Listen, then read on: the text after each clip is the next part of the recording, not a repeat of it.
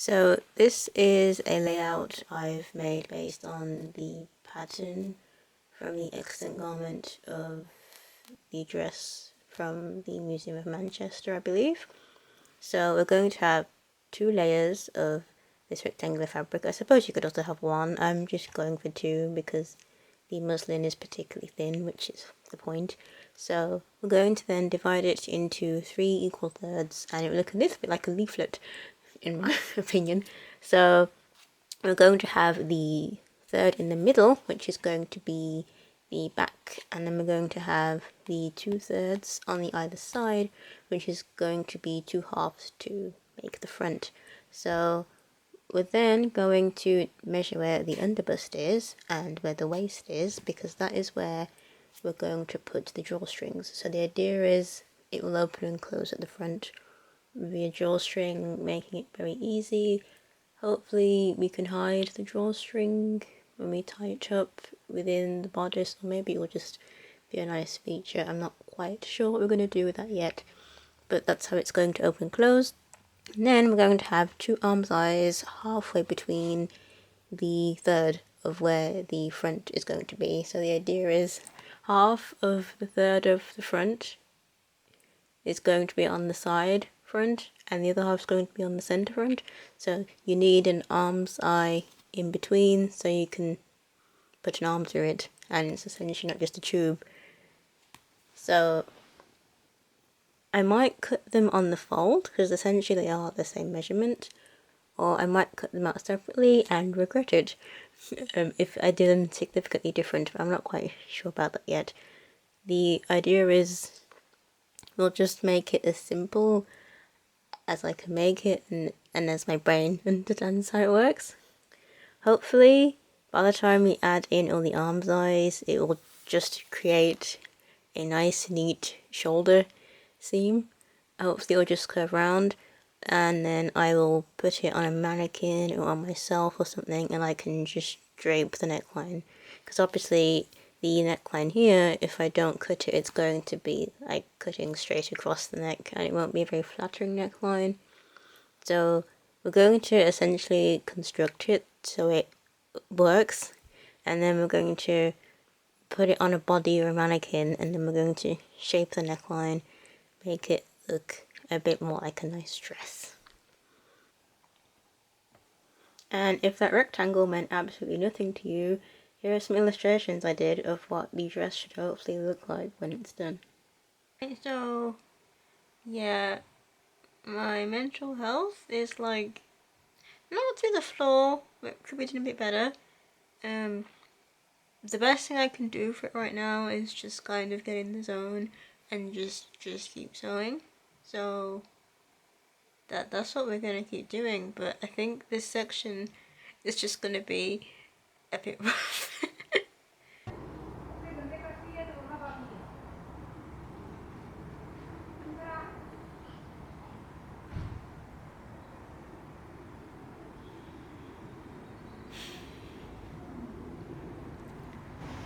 So the chemise a la Reine started life as a dress that slaves would wear.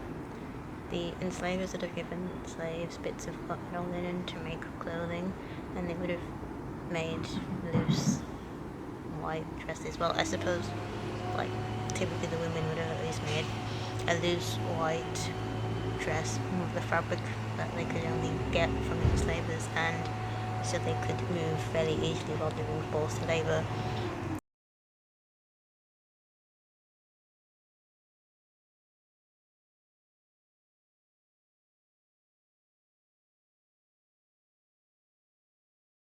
And it was the slave owners' daughters and wives who would have seen this and gone, this is really good for being in the tropics, because this is specifically for slaves in the tropical climates, and the slave owners' daughters and wives would have seen this and gone, an excellent fabric and design for being in a tropical environment, and they would have essentially appropriated it.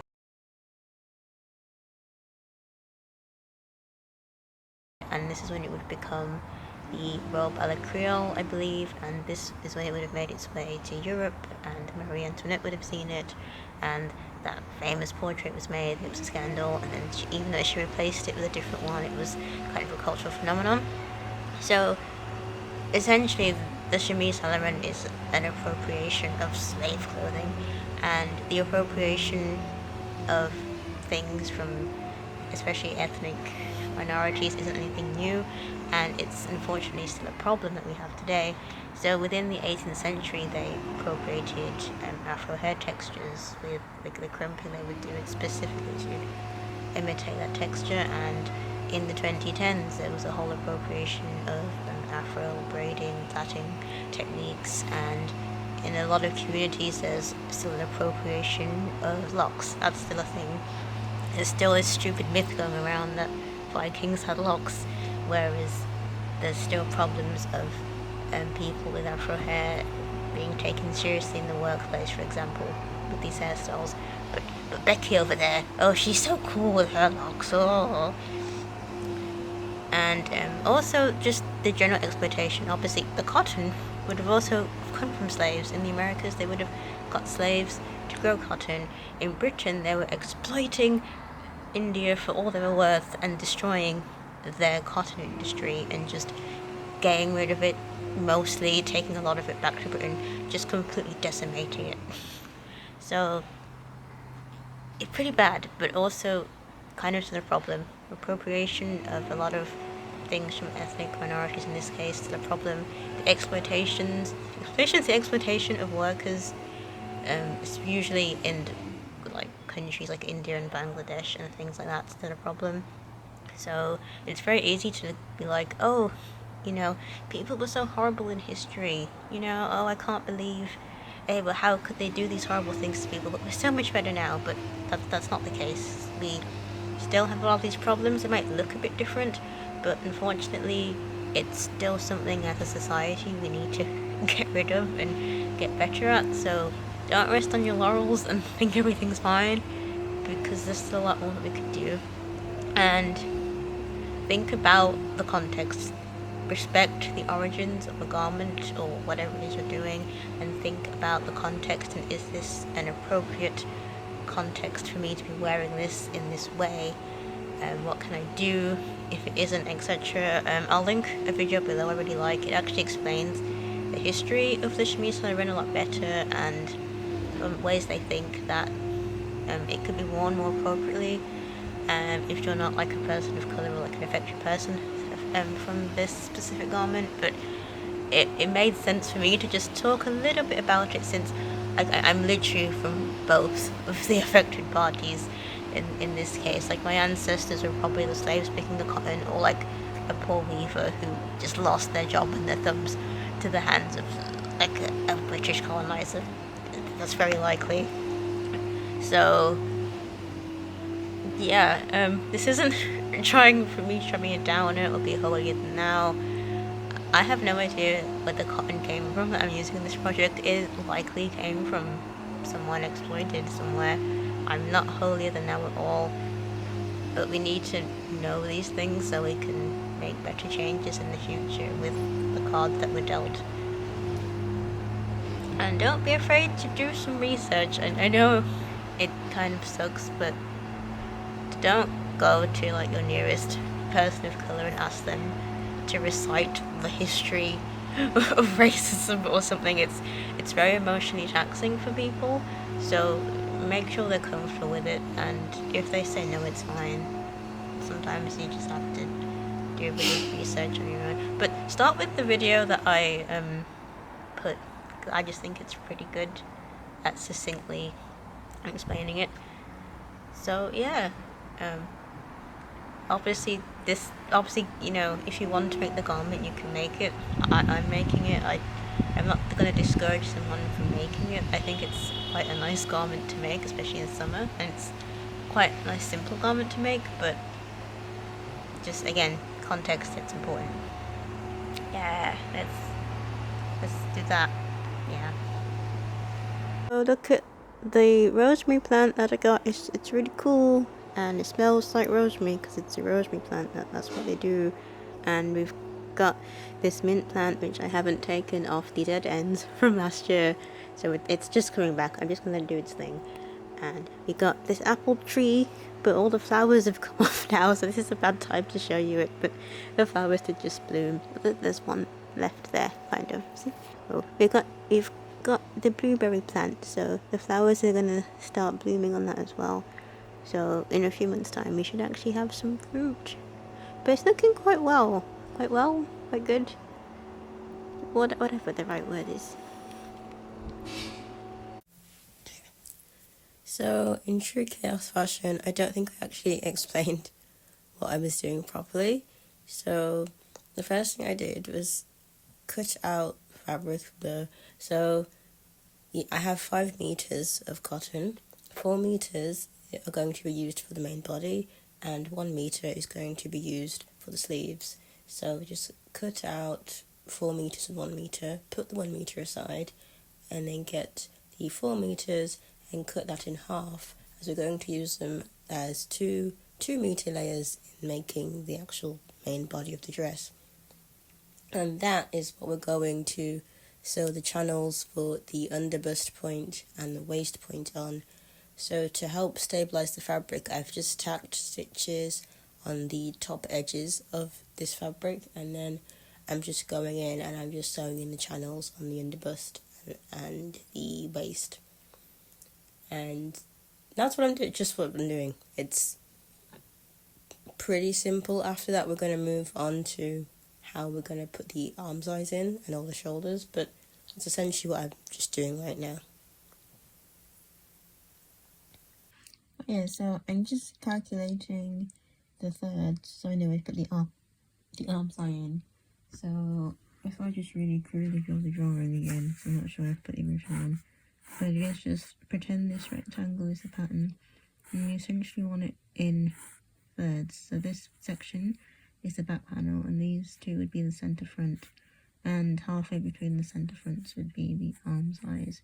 So it's my understanding you can just do 2 times a third, which should be basically 2 times 0.3. I know it's 0.3 recurring, and you could do 0.3, 0.34, but the measurements are quite small, it's not really relevant. And I got 0.6, and I didn't seem right because 6 3s of 18, that means only 1.8 meters in length and not 2 meters, so I did 2 divided by 3, because that would be 2 into thirds, and I still got the same, essentially 0.6 recurring, blah blah blah. So I may be mathsing wrong, because obviously 6 3s are 18, unless I have just completely forgotten how maths works. So the other thing I can do is essentially just measure my own measurement from my own centre front to my own side front. I can actually see what that is and work off it that way. But I kind of want to try this weird maths way. I feel it should be okay. You start from the centre, you start from the centre front and you would essentially measure inwards. So essentially, because this third would be 0.6, at 0.3 you would say 0.3 here's in the middle, and then that's where you would draw the arm size in. And I feel, even though 6 3 is 18 and not 20, this would result in the back panel being a bit bigger perhaps, but it's not really relevant because the bodice is all drawstring. It makes it really easy, makes it very good for making things adjustable if like your body changes or whatever, for example, or you can get many people to wear the same garment. That's the idea. So having the back be a bit bigger isn't a problem, because you could literally pull the bodice around within reason, because obviously once the armholes are in, that will prevent that a bit, but it shouldn't cause much of a problem. It's just 20 centimeters are out. Is that right? No, but yeah. So it shouldn't be a problem, especially since the bodice is going to be quite gathered. So this should be quite a forgiving pattern.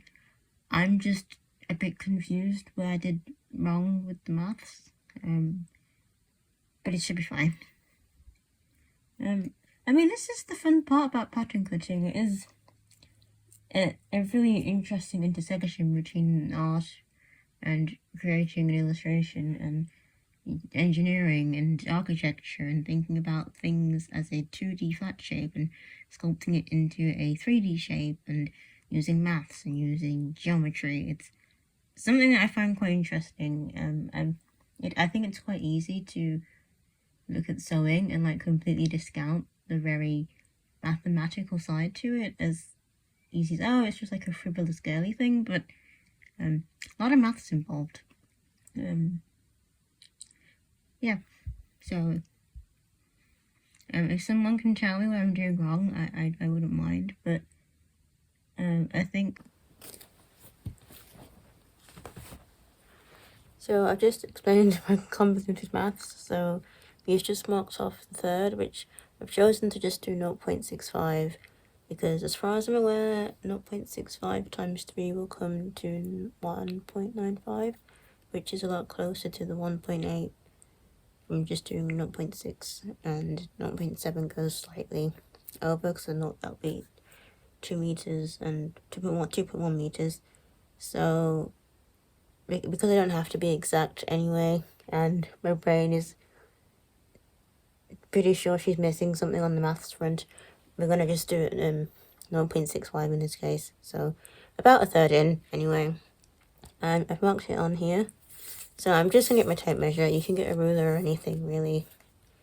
I'm just gonna keep this one quite chilled out with how I do it, because I feel I'm not that much of a perfectionist for someone who does arty things, which feels a bit strange for people in this field, but there we are. So this is where I want the arm side to go. So all this bit here, this is obviously significantly bigger than my center front to side front, but because the bodice is going to be all gathered up, it will essentially fit me when it's all gathered.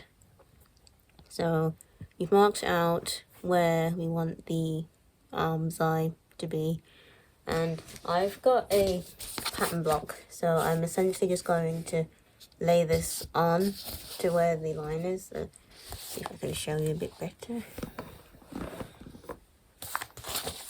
Not much space, but I'm essentially going to get the block, and I'm just going to line it up with where the arm's eye is and where the sleeve would probably end. So if I take the top, so I've kind of lined up this edge pretty much with where the third measurement is, and I'm just going to trace around it.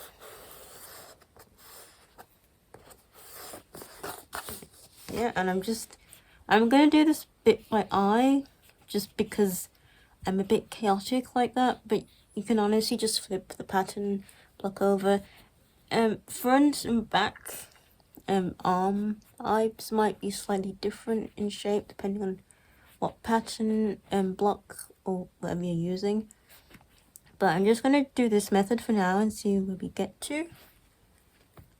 But essentially I would just cut this out, and then this is going to be my armhole, and cutting this out does seem quite scary, to be honest, because I might have to end up piecing things together later. But I'm going to do this on this side, and then the other side, essentially I'll do the same thing, and then we'll cut it out, and then I'm going to maybe finish some edges.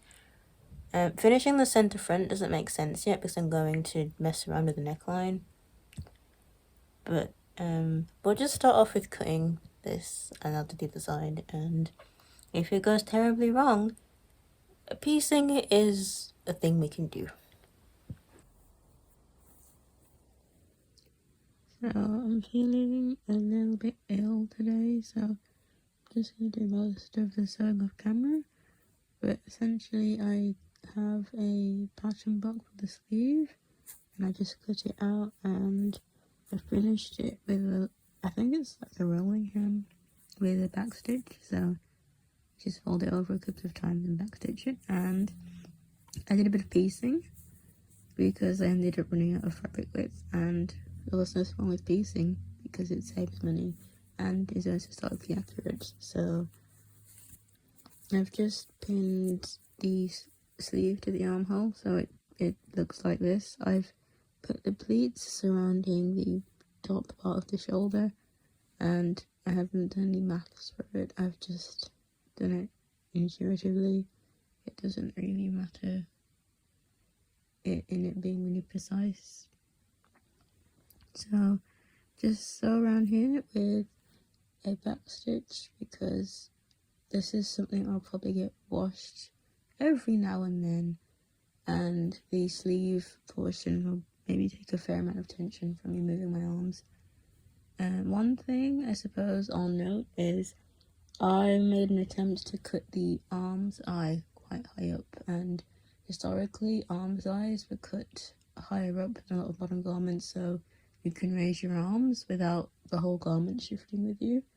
So just try and do that if you want a bit more range of movement, and it's a bit nicer. So yeah, I'll see you hopefully when I'm feeling a bit better. Hey, well, I woke up this morning and I felt absolutely terrible, and I wasn't well enough to sew until essentially now. It's just after midday, so I managed to finish the sleeve, and now I'm going to sew. I'm going to make the ties, which is going to tie the front of the bodice. So I've got some cotton yarn. I guess it doesn't really matter what fabric it is. I've just gone with white because I don't want it to be too obvious under the bodice. So I measured this by just wrapping it around my underbust and just getting to a point where I could conveniently tie it, but it was essentially the length of my arm span, or essentially my height. So maybe if you just use your height measurement, that might work for you, but I'm not sure because everyone's body is different. But we're just going to plait this in a very traditional basic 3-strand plait to make it a bit stronger and a bit thicker, and then we're going to put one through the underbust and through the natural waist, and then we're just going to see what that looks like before we finish assembling it all together. But yeah, maybe you can get my waist. I'm still quite ill, so I'm probably, yeah, I'm still quite ill, so I'm not gonna film any of it, but yeah, I'll see you when I'm done. One thing I'll also say is, if you're struggling with doing the plait like freehand, one thing I do is I just tie it to something and then I have the tension so I can plait it. Since I'm outside, I'm literally just using the drying wire. It's not a washing line, it's that spinny one, but anyway, I'm using that. So that's just a tip if you're struggling with doing the plait. And it doesn't really matter if it slacks in tension a bit once you take it off, because it's just more about having more strands to give it more strength when you're pulling at the strings. It doesn't have to be super tight or anything like that.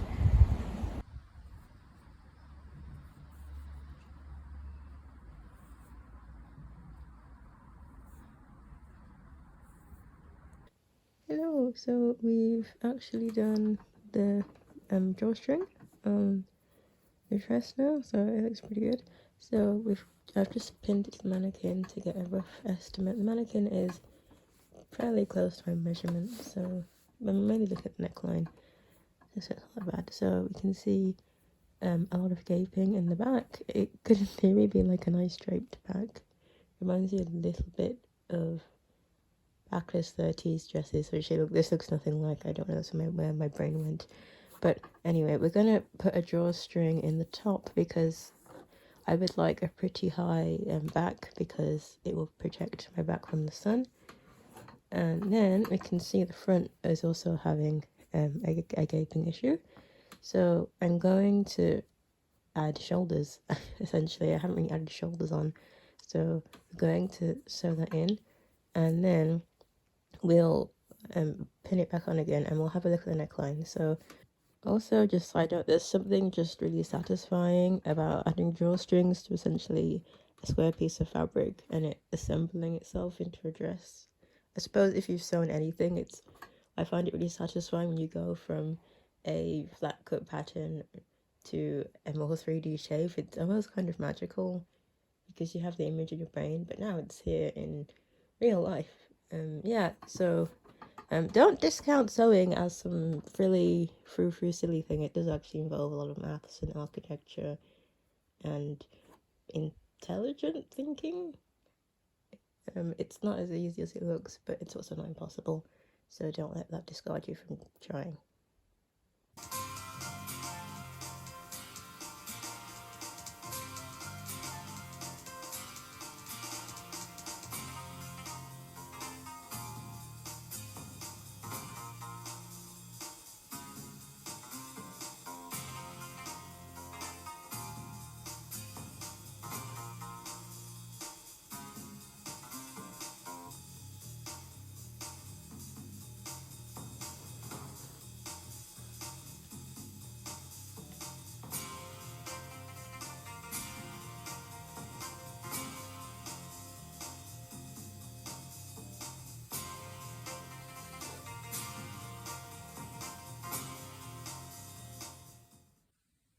Ooh, look, we're done. I've actually finished the dress, but I am really busy and you can probably still hear that I'm ill. So I'm just going to have to leave it here for about 3 days until I can actually wear it and model it all nice. But it is done. Yeah, so I've actually just put a waistband on in some scrap of the muslin. In a lot of portraiture and things like that, you'll see them use bits of silk ribbon or something. But we're going to be cheap and we're just going to use scraps of the fabric we already have.